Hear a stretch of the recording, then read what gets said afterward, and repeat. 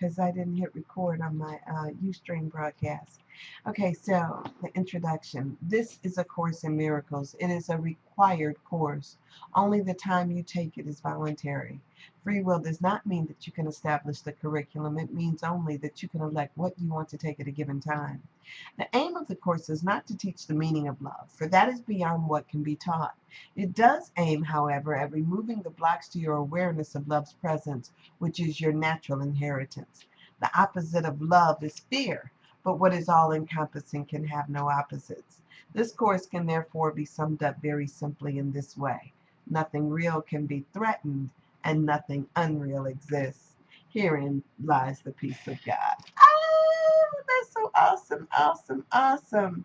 So, so today is like I said, no different than any other day. It's just another day in the neighborhood, one that we're all blessed to be here and to be together on, and to be able to talk about the course and spirituality and how it impacts our life. So for those of you who are listening on the radio, welcome. For those of you who are here in the chat room, welcome. For those of you who may be catching this via Ustream in any number of places, on my website, on my Facebook page, wherever, I just welcome you and greet you, and feel honored that we get a chance to talk and share in this particular manner.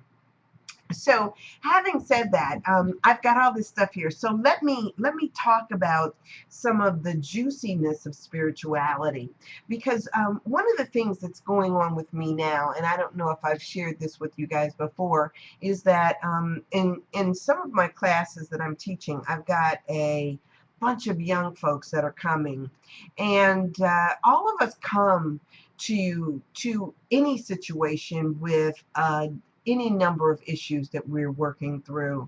Um, and so for one of the people that's in my class, they have had a history of, even at a young age, sexual abuse. And so I'm always looking for ways of talking to and addressing issues from the perspective of somebody who has survived, who has been through things such as that. And then as I come through, what would be the things that would be helpful for me to know or for me to see? And the wonderful thing about life is, the wonderful thing about spirit and God and this universe is that it always gives you, for every seeming problem that we have, there's always the perfect solution in the process, working itself out, working its way through. And so it becomes this thing of, whatever is done in this physical manifestation where we are, whatever happens to us, there is a perfect outpicturing or a perfect working of the system to show us the love that is inherent. Removing those blocks to our awareness of love's presence is what the course promises to teach. It says it's a required course. So there is some learning that we will do as spiritual beings. And so if we're looking and anticipating that there is a perfect outworking for us, so that we get just what we need, just the right lessons that we need for us to grow through, for us to go through, for us to recognize and get to the atonement where we are supposed to get. And sometimes some of us, really see it faster because we've been through what seems to be more traumatic situations. And so we get to the place where we love and we can forgive because things in our life have prepared us for such work. And then there are those that seem as though they have hardened themselves against things. And so it becomes this, even in that hardening, it becomes this willingness that we have to come to, this place of willingness where we give up that hardness in order to accept the truth that there's really only one of us here, the truth that all of this is about removing the blocks to our awareness of love. And so when we get to that, when we understand that and we kind of work through it, walk through it, then we get a whole different perspective. So I come with my own fair share of issues that I've been through, that I've grown through. And I don't try to deny it. I don't try to say that it's never happened. What I try to do is say that, okay, now that it has, why has it happened? And my intent is towards knowing that the only love is real, that only love is my truth. And so I hold it up, I bless it, and I look at it, and I just say, okay, what is there to learn? Oh, bless your heart, dances. Bless your heart. So so I am yeah, and I know that you probably come back and you're like, this girl's still talking about this, and it's okay because this is the lesson that I must learn. This is, all lessons are self lessons. They are our own things that we have to embrace and we have to work through and walk through. And being that I have worked through and I'm walking through all this stuff, it means that I went through it for a reason. It was me. It was me who has lived this life for a reason. So if I have a reason for experiencing then it's my responsibility to speak to it. It's my responsibility to show it, to grow through it, and then to share how I've done it. Yes, and yeah, we create our lessons because it's perfect for me. It's perfect for me. And so because of that, I am here. And here's the other thing is it's like so many people go through things and for I people have this hesitancy to share and to talk and to open themselves up and to be vulnerable enough to say, hey, this is what I've been through. There's not a lot of people that do that. And because I can come up and say, hey, this is my stuff, it seems as though, yeah, Sandra got a big mouth. Sandra will say it. Let's give her some stuff to talk about. And so it's like I get these super big, good, juicy lessons to talk about. And so yeah, it's like let me just be me. Let me just do me. And so that's how I want to do. And so I don't, and in taking this in, I don't look at it as if it's, like there's anything like a curse or that I'm a victim of anything. No, I am not. I am not a victim. It is it is this is what happened to me, and because it's happened to me, I feel like Spirit God has entrusted me with a certain lesson that I must then carry out into the world and share with those who might want to hear it or need to hear it, so that they can see that they're totally forgiven, that they're totally loved, that they're totally in their divine right place, that is not even what they thought it was about, whatever it is. I mean, so for me, I just try to just be in this space, give thanks for the lesson that I'm receiving, and then pass it on, and pass it on. So yes, that's where I'm at today. So I look down at my first thing here, and it's totally not. Um, I got so many things here open on my desk, and I'm not going to say that it's totally off point. But here's some words I want to read to you because it's here on my desk. And remember, I said I'm just going to open up each and give you a little insight from all of those. And so I'm going to read you this one before I tell you who it's by. And I'm sure if you know who it's by, just type it into the window if you're there on the window, and I can confirm it. And so I know you guys know this, but I'll go ahead and read it anyway. Darkness cannot drive out darkness. Only light can do that. Hate cannot drive out hate. Only love can do that. Hate multiplies hate. Violence multiplies violence. And toughness multiplies toughness in a descending spiral of destruction. The chain of reaction, the chain reaction of evil, hate begets hate, war produces more war, must be broken, and shall be plunged into the dark abyss of annihilation. You guys know who that was? No, it was actually good guess. Rumi is a good guess. But no, that was from Martin Luther King's Strength to Love book. And you know what? I've got that book, and it's absolutely awesome. And yeah, I love it. I love it. I love it. So I'm going to put that away. I love reading Martin Luther King, but I'm going to set that over to the side. Recently I saw the FBI, I saw it on the FB Facebook recently, so it was a guess. Okay, beautiful, beautiful, beautiful.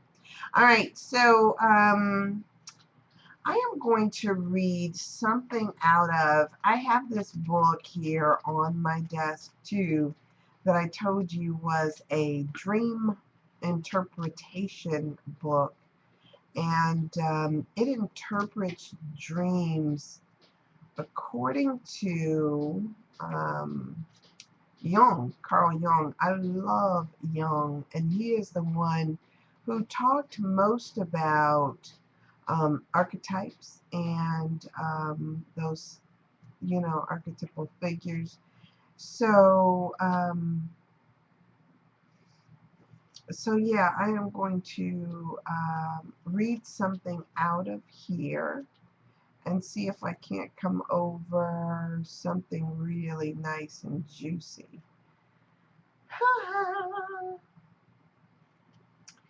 So it says here, and I don't even know why I'm reading this suddenly, that only because I just flipped to it.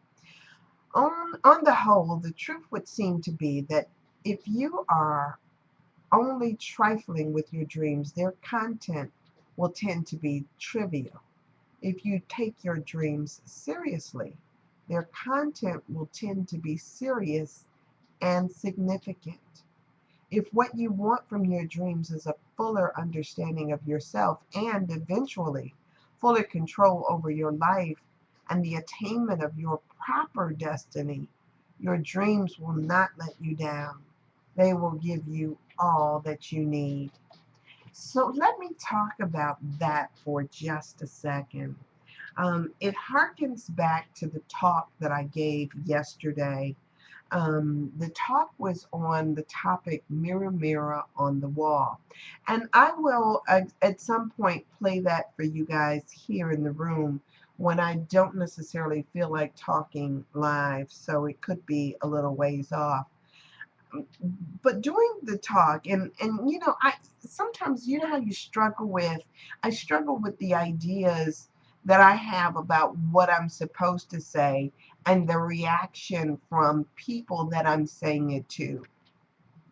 And a lot of times when we talk, there is this part of us, ourselves, of ourself, that looks for validation from those that may be listening to say that what we have said, what you have said, what I have said resonates.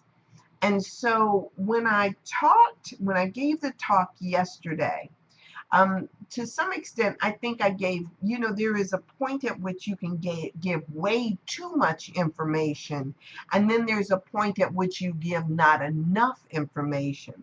And so yesterday, I don't know that I struck that balance between what was entertaining and what was informative. There's a delicate balance that you've got to get to when you're trying to talk to a group of people.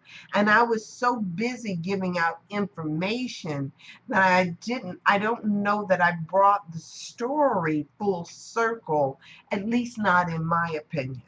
And so I think a lot of times what we do, and I'm not saying that I was looking for validation. What I simply do is try to get up and talk.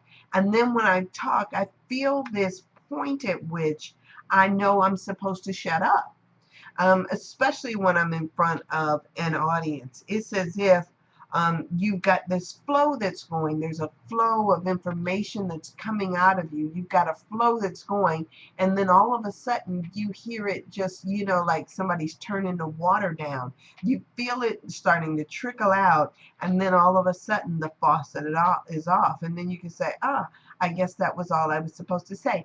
And that's what I do a lot of times when I'm in front of an audience. when I'm here, I try to fill up the hour that I'm on. But I don't know if you noticed, but sometimes before the hour is over with, I feel myself like there is this shutting off of a valve that says, okay, I'm done. And then what I do is I try to go back and recap what I've said before without trying to embark on anything new. It kind of goes towards and yet against that thing when I said to you, when I shared with you guys back a while back ago, where I was watching this show that was on, because I used to watch all these little on cable. They had all these college level classes that would come on, and one of the women in the class was talking about meditation, and she was the woman that was always talking. I don't know if you guys remember me talking about that, but she was always talking. As a matter of fact, I think she talked just as much as the professor did, and she would just get on my nerves. And so she was saying that, they were talking about, well, how long should you meditate? And she goes through this whole explanation, and then she says 5 minutes longer than what you're comfortable at. And so when I started doing that, when I got to this thing of I would feel myself getting uncomfortable, I started saying, okay, because the annoying woman said it, I started saying, okay, let me sit 5 minutes longer. And then I did have some of the most fantastic revelations or downloads in that extra 5 minutes, or what I thought was going to be 5 minutes that probably turned out to be 25 minutes. I would get these awesome downloads. And so to some extent, I know that there is this thing of, I feel like that shut off valve come up, like, okay, it's time for me to shut up. But then if I talk 5 minutes beyond, who knows what could possibly come out. As a matter of fact, if I set my intention to filling up this hour or whatever hours I get to talk to you guys, if I set my intent on making it a fertile experience, not just for me, but for you, to talk about things that resonate with me, not just to jibber jabber off at the mouth, but to really just kind of be present and see what comes up and see what comes out. And sometimes I'm surprised, but that's the kind of spirit that I come with. I try to come and I try to bring it and go a little longer and a little deeper than what I might have before. So when I talked about yesterday about the idea of mirror, mirror on the wall, I didn't hit my moment of, okay, that's it. I didn't hit my moment of saying that I said all that I needed to say, all that I wanted to say. I didn't hit that moment. It didn't come for me. And so when I was over with, I know that they felt the same uneasiness that I felt, because I didn't feel like I put a bow on it, like that the conversation I was having had come full circle. Because mirror, mirror on the wall was just about that, about not about seeing our reflection in the mirror, but about the process of self-reflection, of being more self-aware. Because really, what are we looking at? You guys are there. So let me try this experiment on you, so that I can see if it, how it comes across to you. So here it is. Here's the experiment, or the little exercise that I did with them. I like to do exercises with people. So the exercise that I did is I had everybody close their eyes. So close your eyes if you're not driving. Just close your eyes right where you are. Now, I know you're cooking. I hear it in my head. I know you're busy, but I mean, it only take a second. It only take a few seconds, like a minute. Okay. So close your eyes, and I want you to see in your mind's eye. I want you to see an apple, and then next to that apple, I want you to see a banana. So you got a picture of an apple in your head, red apple, and a yellow banana. Okay, now notice where they are position-wise. Okay, the apple is on the left for me and the banana is on the right. You don't have to do it that way, just however it is. Okay, so now I want you to switch sides. I want you to switch them around, so that if the banana was on the right before, put it on the left. I just want you to switch it right quick. All right, now, if you open your eyes, I want you to tell me, how did the banana get on the other side of the apple? Did you see a hand that actually moved it? or did you simply move it with your mind? And see, and that was the very thing when we talk about this idea of the self. It's like we have this, you know, for some people, the self becomes about the body rather than what you do with your mind. For most people, there was nothing that moved it. It was a thought that moved it. It wasn't a physical body. It was simply the thought that made the switch within your head. And so it kind of speaks to this idea that you are not your body. You are your thoughts. It is your mind that moves things. It's that action that does it. It's not the physicality of a hand coming into your mind space, into that gray space and moving that banana on the other side of the apple. It just moves because you are mind, and in your mind you have the ability to shape and form and do all these other things. And so it becomes about not the reflection in the mirror where you're sitting up and you're trying to fix your hair and fix your clothes and put on some expensive earrings so that you think you can add value to who you are. But who you are is not your body. Who you are is so much greater than that. It's so much more than that. And so and so yes, it is all about mind. And so yes, in your head we do these things. So as I was doing that, I kept thinking to myself as I was talking, I was like, okay, so it is about a matter of mind. And in our minds, we can very well set intentions for who we are. We can set intentions for what we do. We can set intentions for who we become. To intend to move forward in I get intention. How do you I mean to I don't have my dictionary here, but I have the definition of intend written out. And so it is an intention towards something as if it is going to happen. And so there is this, this third eye that, as we project into things, it's like you can call forth things just simply by holding it up there. Like we set our intentions, and because we then set our intentions, there is something that happens out here in this physical space by matter of mind, because remember, it's your mind that moves things. By matter of mind that moves things and shifts things and puts people in the right places at the right times to make the very thing that you desire to happen. So I sit there and I'm thinking to myself, like, wow, if we only knew who we are and what we are capable of, then we would see that it's not just about the physical thing that we see in the mirror, but about the self-reflective thing that sees beyond what can be seen in a mirror. So a lot of people think of themselves just as a physical body and not in that spiritual sense, not in the sense of mind, like Reverend Stills is saying on here. They don't see themselves as that. They see themselves as differently. And so if we can then see the power that we have, all of this stuff, we would just be like, like out of the way, out of the way, out of the way. It's like, psh, psh, psh.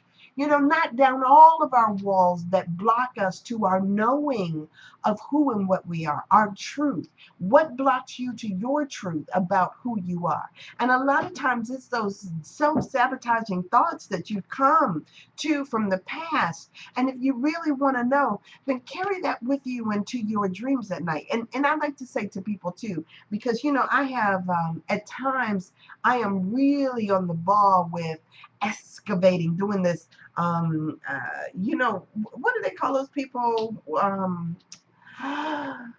Archaeologists. I go on these excavations of my dreams and I dig up stuff and remember stuff, and then I come back and I look it up in the book, and then I think about how it fits into my life and what could possibly be the meaning of it. And so so it's not just a thing of of being, trying to remember, oh, when I wake up, I'm going to remember this dream. It's about what significance does the symbols that I see in my dreams have to do with my life. And so if I'm trying to figure out how I've got a blockage here, if you're blocking love, if you're blocking spiritual growth, if you've got and people don't even know the blocks that they have. That's the funny thing. We think that we know all of our blocks, but say, for instance, it was interesting years ago. Um, One of the ministers that I used to frequent his church, he's now gone from this plane of existence. He said to me, or he said to the church in one thing, he was like, he says, we call God, we talk about God in the masculine sense. We call him Father God, and we've got this patriarchal image of God. And he says, but how many people have a real affinity towards that father figure? How many people really have an affinity towards um, the, the supreme being? And so if we start to look at really what our real ideas are behind the masculine image of God, the father image of God, I know, because remember a few weeks ago, I was telling you guys about that church that I went to and how all that fear started to creep inside of me as they started talking about communion and all this stuff. And while I know the truth, it doesn't negate that there was some stuff, residual stuff that's left over from my childhood that says that God is this big, scary white guy that sits in the sky and he's trying to get me. That still is part of my consciousness. And so if that's one of my blocks to my awareness of love, how do I then get rid of that?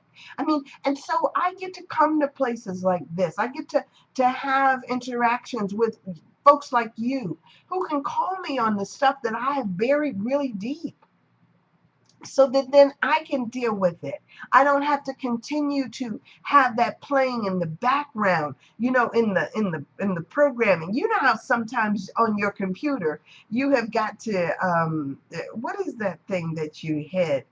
If I hit my what is it, the project manager, file manager, something that rolls in the background, and then when you click on it, it'll show you all the background programs that are running on your computer, not just the windows you have open.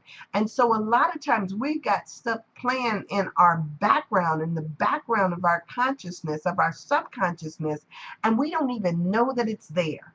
And so how can we deal with it if we refuse to recognize it? So there is a part of us that needs to recognize, and that recognition helps us to work through those things. But as long as we can't recognize it, as long as there's a little saying too that goes to that. As long as we can't recognize it, we won't be able to deal with it. Hey, I always call you Lemon, Lemon Drops. And I know your name because I listen to you all the time, and I love your accent and your funny little ways of talking. Not funny little ways of talking, but I love to hear you when you talk. And so sometimes I'm sitting up and I listen to Lemon flavored popsicles, and he just cracks me up. Okay. So anyway, so yeah, see you tomorrow. um, anyway, so yeah, all of that stuff is playing in the backgrounds of our minds, and unless we're really about the business of healing it, it'll continue to linger back there, to play in the backgrounds until we open up that little part of ourselves that says that we're ready to deal with it, and then deal with it. If we're ready to deal with it, it'll come up. Stuff will come up that'll challenge us on it, and then we can start to talk about it and deal with it from a different perspective. And so all of that, I got all of that out of that one little thing that said about dealing with our dreams. So yeah, oh man, there is so much to really looking at what blocks our awareness to the presence of love, that is our natural inheritance. So the next thing I'm going to open up. Oh man, I just opened up Marianne Williamson's book, And I opened it up and I opened it up to a page that I probably wouldn't have chosen. But when I opened it up, it's like there's this big green arrow that is pointing towards a particular paragraph. And so I'm going to read where this arrow is pointing because I guess I'm supposed to read it to you. Okay, we mustn't forget what the Holy Spirit is for. We don't deny we're upset, but at the same time, we own up to the fact that all our feelings stem from our own loveless thinking, and we're willing to have that lovelessness healed.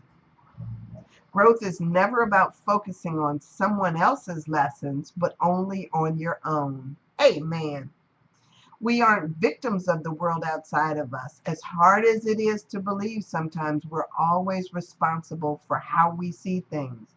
There would be no savior if there were no need for one. Of course, things happen in this world that make it almost impossible to love, cruel, horrible things.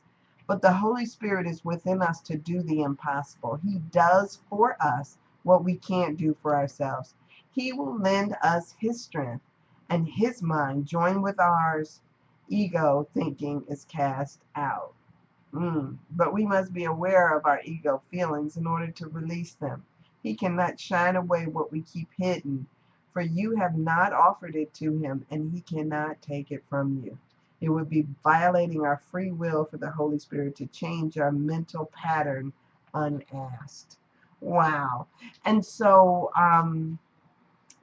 even that, in that, I started thinking back to where I was with the mirror thing on the wall.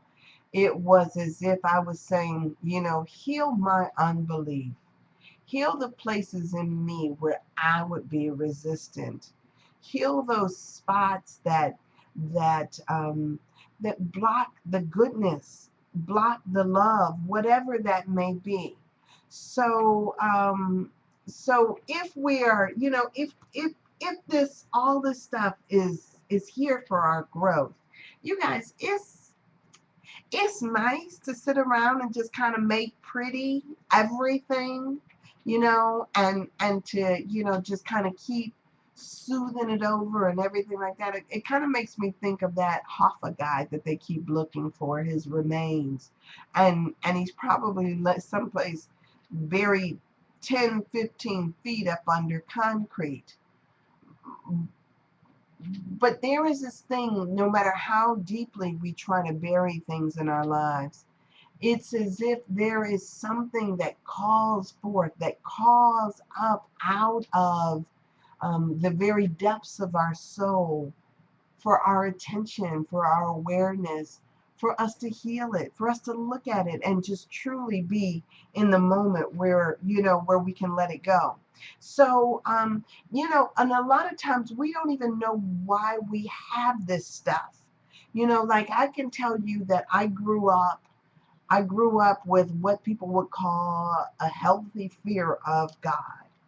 And today, I don't know that any fear of God is healthy. I don't know that in my mind today I can justify making people afraid, like, big bad God is out to get you. I don't know that I can see that. I don't know that I can feel comfortable with that, because that's just not where I am.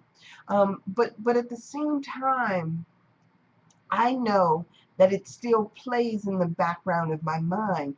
And if it's there, then inadvertently it may come out at some time.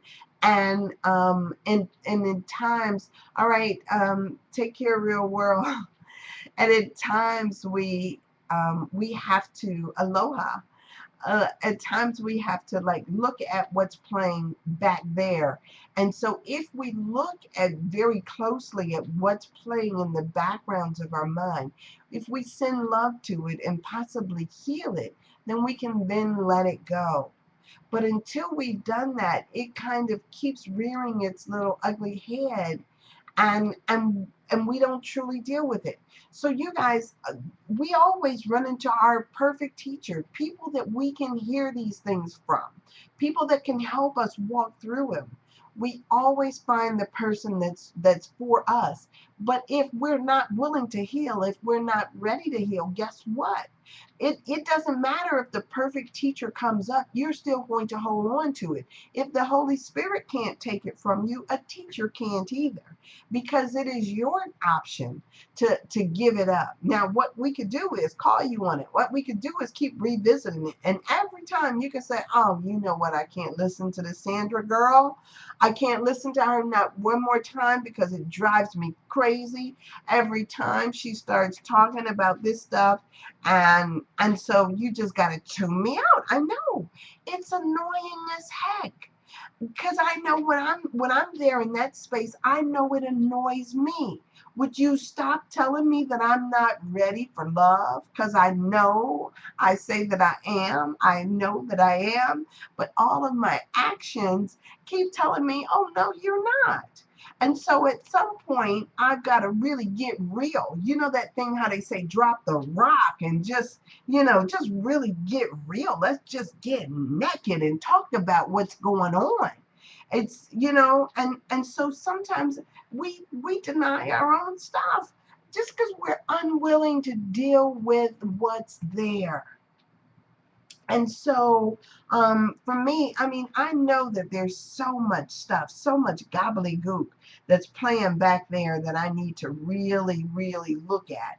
And so, yes, and that's why I'm here. That's why I'm always saying I'm open. And that's why sometimes you may even hear me say, ouch, because it hurts. Because, I mean, and growth is not always pretty. Growth does not always feel good. Sometimes it does suck. It sucks. Yeah, sometimes it sucks. And so yes, but I welcome it. I really do. So the other day I read in one of the books that I picked up the idea about preposterous, the definition of preposterous.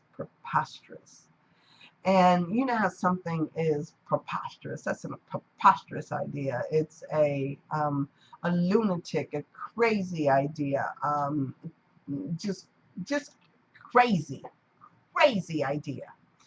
And as I started thinking about it, and what this author, the particular author I was reading at the time, pointed out was that preposterous was like was saying that it's things are out of order. They've been juxtaposed so that it's like putting the cart before the horse, or the tail wagging the dog rather than the dog wagging the tail. Things that are out of order or that are not following the cause and effect scenario that we're in. And so I kept thinking to myself about a lot of things in life that we ought to be growing through. What is preposterous is to think that we can just kind of skip over it, skirt over it, just jump over that whole thing and not even deal with it. There are, and I will say this, there are a lot of folks who will tell you that you don't even need to deal with any of the stuff that's been going on in the back of your minds, or that has happened to you when don't deal with it. It's not real anyway. There's a lot of people that will tell you that. But it is almost like those fairy tales that we read, where there is a treasure, and the treasure is hidden in a cave or it's in a castle. And just when you think you've arrived, I mean, just when you think you're there to go and claim your treasure, out pops this dragon and is saying, you got to get by me. And so a lot of times these dragons are dragons that have been there all along, dragons from our childhood that tell us we're not ready to embrace the what it is that we desire to embrace. And so if you're not ready, then the dragon is here to make you get ready. It's the struggle that a butterfly goes to. The caterpillar goes through in becoming a butterfly. It's the struggle of us coming here to this planet. We've got to go through the birth canal. We've got to be born before we can get to this part. We got to grow up before we can get to that part. I mean, there's so many different stages in life and our development that we have to go through to grow through so we can get the prize. And so, yeah, everything works in that particular vein. And so for us to act like it's going to be easy is just kind of like, hello? That's not the way that things were made. I mean, it just is not like that. And so I'm looking down at my book again, and I'm going to read something else. And oh, it'd be nice if I could find something from Joseph Campbell that speaks to that very thing. And let me see. I'm going to read for you what I turn to, only because I think that it's all on purpose when I turn to something. But I want to read. I'd love to read something that was dealing with that. So here. All right, so I'm looking down at the page, and okay, so here's another thing I've got an arrow pointed to. And so this is out of The Power of Myth. I've got some, oh man, I only got 10 minutes to go. Out of The Power of Myth. And Bill Moyer is asking questions, so I'm going to start off there, and then I'll work my way through to where I think that I'm supposed to go. He says, but I can hear someone saying, well, that's all well and good for the imagination of George Lucas or for the scholarship of a Joseph Campbell, but that isn't what happens in my life. And Campbell responds, you bet it is. And if he doesn't recognize it, it may turn on him like Darth Vader. If the person insists on a certain program and doesn't listen to the demands of his own heart, he is going to risk a schizophrenic attack. Such a person has to put himself off center. He has aligned himself with a program for life, and it's not the one the body's interested in at all. The world is full of people who have stopped listening to themselves or have listened only to their neighbors to learn what they ought to do and how they ought to behave and what the values are that they should be living for. So then Moyer comes back. This is good. Given what you know about human beings, is it conceivable that there is a port of wisdom beyond the conflicts of truth and illusion by which our lives can be put back together again? Can we develop new models? And Campbell says, they're already here in the religions. All religions have been true for their time. If you can recognize the enduring aspect of their truth and separate it from the temporal application, you've got it. Don't you love it? We've spoken about it right here. The sacrifice of the physical desires and the fears of the body to that which spirituality supports the body. Wait a minute. The sacrifice of the physical desires and fears of the body to that which spiritually supports the body is the body learning to know and express its own deepest life in the field of time. One way or another, we all have to find what best fosters the flowering of our humanity in this contemporary life and dedicate our lives, ourselves, to that. Not the first cause, but the higher cause. I would say the more inward cause. Higher is just up there, and there is no up there. We know that. That old man up there has been blown away.